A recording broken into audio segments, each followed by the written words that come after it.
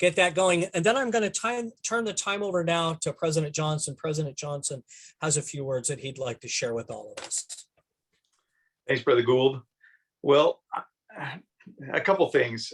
First of all, I'm a little bit overdressed for this occasion, and I wanted to make sure that you don't feel like you've got to be in your church clothes when you come and participate in this. Yeah, Brother Harper is going to strip for us right now. Be cautious on that if your camera's on. And also, hopefully this is a chance that we can be a little bit real, not super scripted. But of course, the information that Brother Gould is going to share with us in this episode and future will definitely have some time and effort put into getting information that is useful. But again, I wanted to, number one, just say I'm grateful that you're here, and also let you know that Brother Gould isn't just going rogue as a high counselor, that yeah, this is something that's endorsed by the stake and that we've had some real feelings about. Why would we be doing this? Well, I think we can just look around and pretty much all answer that question ourselves. As you look around, there's need that's going on, and there is uncertainty that's going on. And so preparedness lends a decrease in anxiety. We know that when we are more prepared people, that we are more hopeful and we're less anxious. So doing all that we can to be more prepared is a great thing.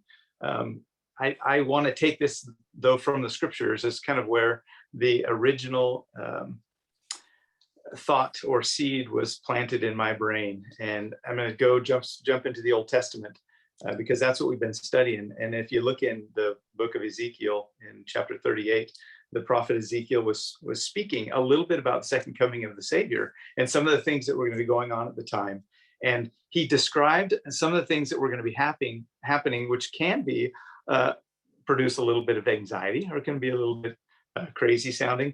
So I want to read just 2 sentences from that scripture. In verse 7, he says, "Be thou prepared, and prepare for thyself, thou and all thy company that are assembled unto thee, and be thou a guard unto them."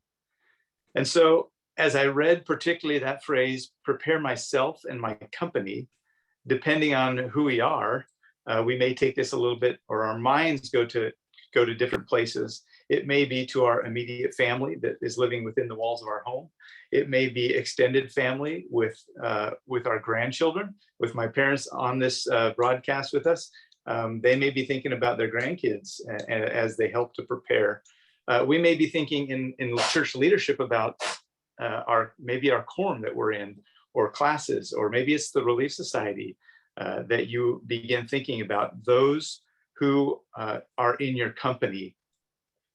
A bishop may be thinking a little bit about the ward, and as a stake president, I'm thinking about all almost 2,900 saints that we have living in this area. And how do we then prepare as a company? Just a couple thoughts on that, and then I'll turn this over to Brother Gould. President Nelson has really, at almost exhaustion, helped us to understand the importance of being spiritually prepared, spiritually self-reliant, because it's going to be more increasingly difficult to maintain our testimonies and the standards unless we're truly anchored to the Savior. But he hasn't said that we should abandon some of the counsel that we've received for decades. And to that point, I want to just share a paragraph from Elder Elton Perry just before he passed. He says, "Just as it is important to prepare ourselves spiritually, we must also prepare ourselves for our temporal needs. Each of us needs to take the time to ask ourselves, what preparation should I make to care for my needs and the needs of my family?" So we've been instructed for years, really 4 requirements of preparation that need to come. And I'm going to add just a couple to that, though here are the 4 that we've received for years. Number 1, gain an adequate education. Number 2, live strictly within your income and save something for a rainy day. Number 3, to avoid excessive debt. And number 4, to acquire and store a reserve of food and supplies that will sustain life. Now, it doesn't say 2 years. It doesn't say just to sustain life. And it doesn't just say to sustain our own life or our family's life. So there's a lot of liberties that we can begin talking about. But here's the 2 I want to add, and hopefully take the liberty as a church leader at this point, and feeling the inspiration that does come with these type of things.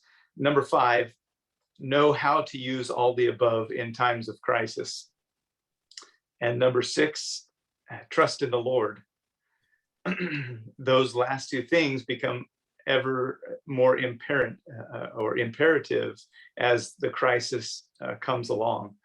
All of the training, all of the things that we've done to prepare, we need to know how to use and what those resources are. And again, that last one, we know that the Lord is going to allow challenging things to happen to us and challenging times to come. I just have to go back to Revelations and Ezekiel there to read some of those things that can be a little bit scary. But when we trust in the Lord that this is all under his care, things are going to be fine. He's going to care for us. He cares for his saints, and he will help us to make it through whatever comes our way. So may we each decrease our anxiety as we share together these podcasts. We hope that you will be engaged with us. There are many people here that are super experts who have had groups gather together, who have great experience in some of the specifics of becoming prepared in a variety of ways, and we'll probably look to you and call on you for some of these expertise. And Brother Gould will be the one who may reach out to you. And please share on all you can that you can help us become more prepared saints. That's it for me. Thank you, President Johnson. We appreciate your input and appreciate your guidance in the stake. Thank you very much for being here today. I see that a colleague of yours, President Childs, and Brother Kwan, members of the stake presidents here, are joining us today. President Childs or Brother Kwan, is there anything you'd like to share before we jump into some of the content and some of the structures that we're going to use during these podcasts? I don't want to put you on the spot, but I want to put you on the spot. Is there anything you want to add in your support of these initiatives? Like I do with my students, hearing none and seeing none, we're going to move forward then. Thank you very much for y'all being here again. I got to tell you, I'm very impressed that we've got this number of people on July 3rd. After we picked the date, after I selected the dates, I thought that may have been a bad call with the July 4th weekend. But thank you all for being here. Brother Kwan, I see your video's on. Do you want to share anything with the group? You're still on mute, Brother Kwan. Thank you. Not right are, now. brother. President Johnson says it all. Okay. Thank you very much. So anyway, I wanted to just do some basic podcast logistics, so we're all feeling like we've got some control over how this is going to go. And we will potentially change this up as it moves forward. But before I go through some of those, very quickly go through some of those logistics, let me just share with you that I am anxiously engaged in trying to find experts within our stake, or even those that know more than we do. Maybe expert's too strong a word because that's intimidating. But if you see in the emergency preparedness arena or in the resiliency arena of topics, something that you know you have a lot more knowledge about, do not be bashful. I think I attend church enough where you guys could catch me in a hallway, or my email. Just reach out to me and say, Brother Gould, I know a little bit more about X. It's quilting or whatever it may be, so that I get an idea of who the experts are in this room. I mean, if you want to know anything about shortwave radios, you don't come to me. You go to the Harpers. And that's the kind of thing I think our stake needs to understand, is we've got a lot of bright people with a lot of skills that no one would ever know about unless we have these kinds of spaces where people can kind of share some of that. So please don't hesitate. I can interview in the future with your video off. None of that matters. We want your expertise. And so if you're so inclined, please reach out to me and say, hey, in the area of resiliency on on mental health, I've got a mass, whatever it is, please reach out. So let's talk a little bit about how we expect these to go. First, as President Johnson said, we want you to come and be comfortable. We don't want you to feel like it's an extension of Sunday school. So there's going to be a lot more give and take conversation, those kinds of things. When we ask a question, logistically at the bottom of your screen, you'll see a little clap your hands, raise your hand, those kinds of things. That will help us make sure that we're managing these podcasts a little bit easier so that I can see the hands come up. I'll have an assistant with me who can share with me questions. We would prefer there not to be a lot of chatter in the chat room, because what happens, right? That's like a sidebar going on when you're teaching. Everybody's looking at the chat room and chat box, and that can be disruptive. And the other thing about the chat function is it's a great way for us to share resources. So you will even see today, as I share with you resources, I will be putting those links in the chat function. On those of you that may not be that familiar with that, that simply means that the online link that you can highlight, the address of where that link's at, you can highlight that, copy it. And then what I would share with you, if you plan on attending many of these podcasts, just put a folder on your desktop. Just highlight the link and throw it in that folder so that maybe next week you think, oh, I'd like to know more about that. You've already got the link, because we'll be doing a lot of that, because there's no way in this short timeline we're going to be able to get through all the different resources. In the coming podcast, we will have, guest speakers who I will be, asking questions of, and that will gobble up a lot of the time. But they may have a resource that's wonderful. And I'm just going to give you an example of a couple of those today. So logistically, that's kind of how it's going to go. We'll share some content. On occasion, we'll have some interviews with experts, those kinds of things. And then we'll have a time towards the end of each podcast for a little bit of Q&A.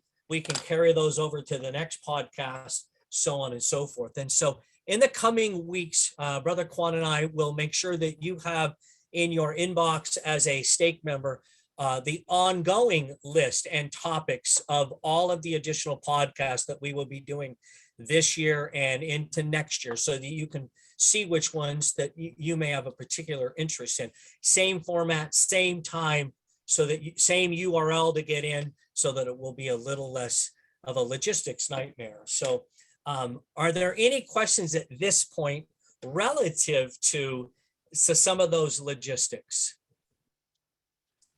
You can either put it in the chat or raise your hand. Oh, President Johnson's going to physically raise his hand instead of digitally raising his hand. So I go just ahead, want President. I just want to throw out, I noticed that there are some iPad users out there, and it's going to be a little different for them. You just have to touch on the screen. If you touch on the screen, in the top right corner are going to be 3 dots that says more. And in that drop down is going to be where you're going to find your chat functions. That's your raising the hand and all those things. So sorry, that's it. Excellent. Thank you, President Johnson. And those of you that are techie experts, I thought they stopped making the iPad a while ago, but if they still have them, that's great. I love to see technical expertise in this group. Okay, with that, what I'd like to do is start off. Now, what we're going to do in this podcast is, first thing I'm going to do is kind of establish a foundation of where are the church resources in the 2 areas that will be the major topic areas that we will have, because it's important for me that you understand that what we're primarily going to do is be talking about topics that the church has already addressed in emergency preparedness or resiliency. And where can you go to look at all of the resources the church already has in place? I mean, you could literally spend the rest of your days looking at just the resources that the church has put in place. And so I am going to go ahead and put that in a shared screen format. And so if you're ready, I'll share my screen. Some of you, if you could, when I share my screen and in there is a video, one of the things that's important is that when I start playing the video, that you give me a thumbs up that you can hear, because sometimes that technology is a little bit of a challenge. So the first place I'd like to go today is sharing my screen is to basically look at some of the church resources that the church has in play. And you'll get just a second here and we'll get that up. Sometimes it's a little wonky with a delay, but it should happen. Okay, hold on one second. Let's find those.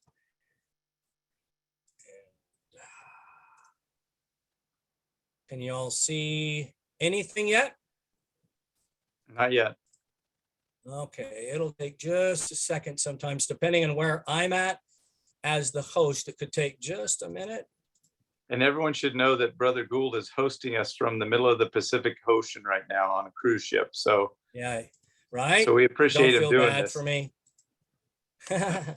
That's what yeah. So the first place we're going to look at is we're going to look at, if I can get this up here, we're going to take a look at the church's website on Provident Living. So when it comes up, it's being a little wonky.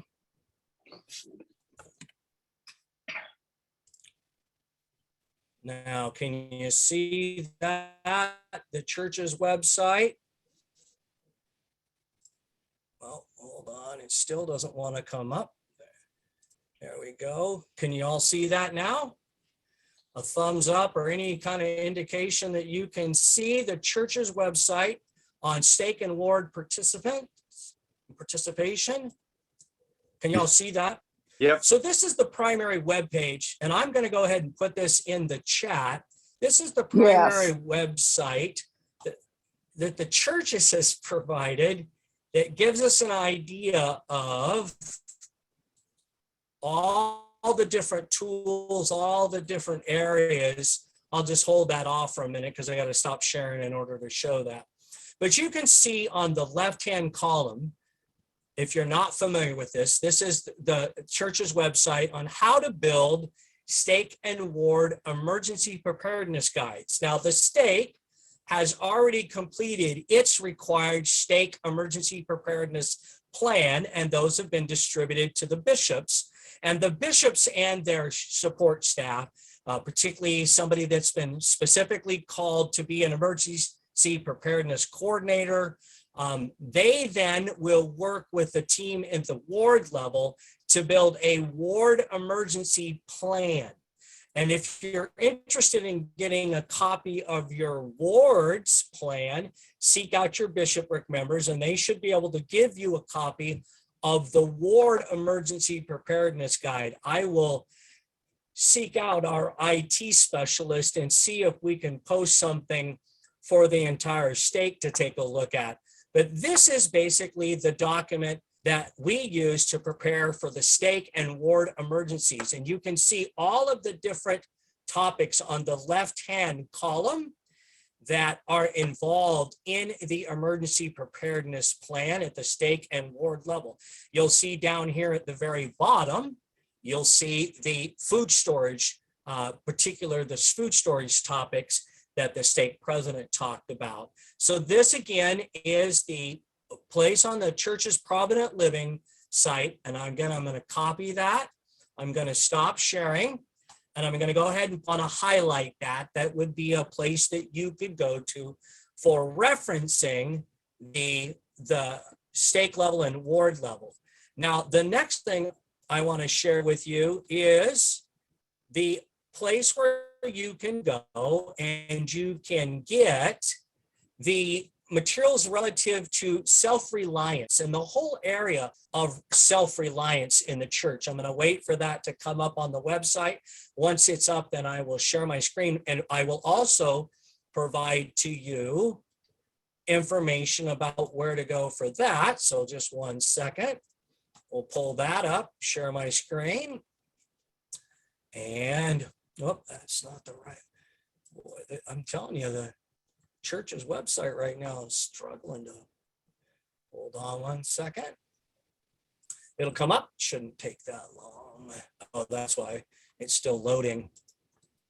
Okay, the church has got it, good, there we go. And here is the website, share that the church has relative to the self-reliance support materials that you have. And what you can see is that the church has provided a whole bunch of manuals and videos in the left-hand column. You can click on those, and they are absolutely fantastic. And as you see which each podcast, we kind of try to alternate between emergency preparedness and all of our different tools that are available. Can you all see that now? You should be able to see it says order manuals. That's just the one page that comes up. But along the left-hand side, you will see all the different ideas about my own personal path, emotional resilience, and how to order the different manuals that you can use during self-reliance training, either at the stake level or the personal level. So I'm going to go ahead and highlight that because I simply wanted to make all of you aware of that the church has a tremendous amount of resources. Here is the site that you can use to pick up all of the manuals, plus see all of the additional videos that can run off the web. You certainly don't have to purchase any of those, but those manuals, again, like I said, are incredible resources that we will be referring to throughout the year. We'll pick up a particular topic within emergency preparedness or self-reliance, and we will go into some detail in those areas during each of the different podcasts. Before I go on and show for you a couple of additional resources that I have found that are outside of the church that I think are very, very good resources. Are there any questions from the group? Hearing none. Saying, well, this is going to be one of these nice classes where nobody has questions. What's the deal? All right. So let me share with you at least one more detail or one more reference that I think is one of those references that's just really, really well done, and then share with you that resource, and then we can have a conversation. I see that Brother Tenny joined us. Hold on one second. Now, as you see this particular website, this is along the lines of family emergency preparedness. And what I want to say is, as I go out throughout the year and find resources, I am trying my best to be apolitical. Sometimes emergency preparedness or preppers or whatever you want to say has a little bit of politics around it. I want you to kind of let all of that go, because the content that's within some of these sites are tremendous. And if they say something that may be a little political, just let it go, because that's not the reason I'm sharing it with you.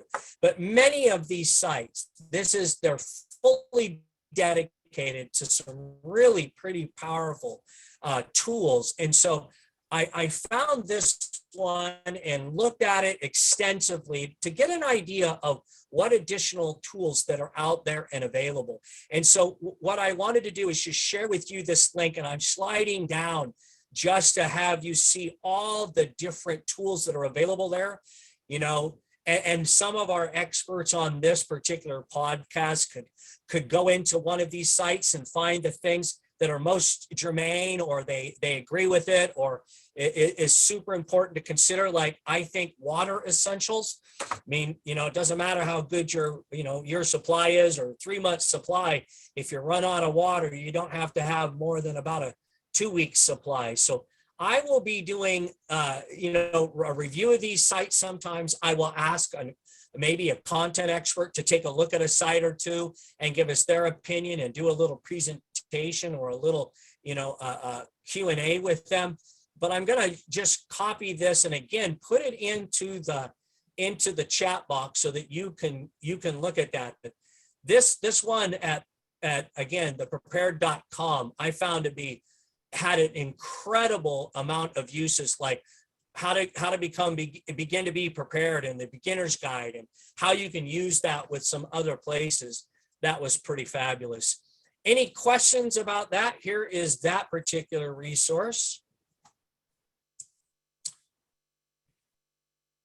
You can take that one. I've just found that one to be exceptional as far as just pure content goes and some of those things. Now, I'm going to end today's podcast with a little Q&A because I know I've got a couple of experts in the room with us. But in addition to that, you know that we have a state emergency preparedness plan, and then you saw that we had a ward emergency preparedness plan. But I think one of the more critical things is that your families have an emergency preparedness plan. So one of the things that I tried to do, and I couldn't find an emergency preparedness plan from the church that was family-based, at least in their site. So what I did is I went out and I found a family preparedness plan that's provided by the federal government. FEMA, as most of you know, is one of the primary governmental bodies that is in charge of natural disasters and building plans and those kinds of things. And drilling down into their materials, I eventually found a family preparedness plan. And it dovetails nicely into what a ward may be collecting. But can you imagine a bishop that had 100 copies of family emergency preparedness plans, and how much more comfortable they would be and could reference those plans and again, align those to the ward plan? What a powerful tool I think that would be. So I'm going to show the FEMA emergency family plan, and I'm going to share that with you now. And as you can see, it's got a lot of materials. One of the things that really impressed my wife is that it's got all of your specific details as far as what the government needs to know about who you are, what you're all about, where your doctors are. And then it's got a cool little feature here where you can make kind of cards, family meeting places. And it's maybe hard to see on the screen because it's a relatively small document. But what I'm going to do right now as we close up this particular function is I'm going to share that with you. So then you'd have a location that you could go and read about the state plan and what its elements are. You could read about what a ward plan would entail, and then you could also have an example and build out your own family plan. And like I said, the state we'll figure out a way to distribute that where people can look at it. Your bishopric will be the best place to go to get access to the ward's emergency preparedness plan. And then here is just one example that I found to be fairly robust about your family's emergency plan. So you've kind of at this point got all three levels of emergency action plans or emergency preparedness plans that you would need. So there is the link to the FEMA document. It took a little while to drill down into that area. So just use this link to this PDF and you should be able to have all three of those. So as we kind of wrap up, I shared with you kind of each week, Brother Gould would be doing a lot less talking and a lot more Q&A with maybe guest experts. We'll watch some videos. There'll be additional resources that will be shared with each group. We'll stop and have that Q&A as we finish up, and then we'll finish up with a word of prayer. Before we start the Q&A, well, let's just do that now. Are there any questions that the attendees might have? And then we'll shoot it off to the different experts of those people that are in the room. So again, you can ask it either in the chat function by basically typing into the chat, or you can raise your hand electronically, or if you've got your video on, like iPad number 3 does, I can ask those. If I see them, don't be offended if I don't see your hands, because I've got very little screen on with a bunch of people on it. So sister that's got her hand raised on iPad 3, I can just barely see. Okay, my question is, you've been putting links up for us in the chat. Can I still access that after the meeting's over? We will have a cloud recording that Zoom does, and then I will be shipping that off to a member of the High Council that will be converting it into a YouTube document or YouTube channel video that you can then watch. The other thing I can do is if you reach out to me, and I'm going to put my email in here, I will send to you those links directly. And that's probably the safest way to go, unless you can't see that. either. I don't know. I don't know the iPad technology stuff, but let me give that to you if you want to write it down. If you have a paper and pencil, I'll give you my email, and I'm more than happy at the end of these podcasts to share with you any links that we put up. My email for anyone that wants it, you can see it in the chat there. It's my name, Grant Gould. That's GOOLD at sbcglobal.net. Then you can just reach out to me and ask me for the links, and I can certainly share those with you as well. And then you can watch the YouTube channel once it's converted. Good question. Thank you for that. All right. Other questions? Again, this is how it's going to go, except there'll be a lot less of me and a lot more of experts. We'll dive into topics. If there's something, once you see the calendar of topics in the coming weeks that we're going to talk about over the year, if there's something very specific germane to that topic area that you'd like to know a little bit more about, please just send me an email and we'll do what we can to answer that in the 45 minutes that we're going to be gathering each fast and testimony meeting from 3:30 to 4:15. I don't know, somebody just breathed heavily or sighed. Is that like they're done listening to Brother Gould? Oh, all right. Any other questions? Brother Harper, Sister Harper, I see a whole bunch of folks here. Are there any questions that you might have, comments? Again, I've got several links of both resiliency and emergency preparedness at the church level. I've added a link in there on emergency preparedness from the prep.com, really strong website for lots of information. In the coming weeks, we'll do interviews. Remember, I challenge you to share your talents. In fact, I think that's a commandment. So it's on you now, but we really want to have these things be interactive, which I know is going to take a little bit of while. Questions? Brother Harper, are you feeling okay? It's kind of unusual in our previous podcast, you not having a question. No, no, I'm great. Anybody has any questions on radio or? Yeah, if you want to get yourself a citizens band or anything radio related, the Harpers are absolutely our experts that we go to in the state. If they don't know it, it's probably not knowable. Absolutely. And if there's, again, like I mentioned, I challenged you, as you think about the coming topics, if there's something that you are either well versed in and would like to share with the stake, or have a very specific interest relative to your family, please don't hesitate to reach out so that I can make sure that I'm incorporating that into coming podcasts. So we've got about 8 minutes left. Of course, like any good teacher, it's okay to end early. They actually think you're a better teacher when you do.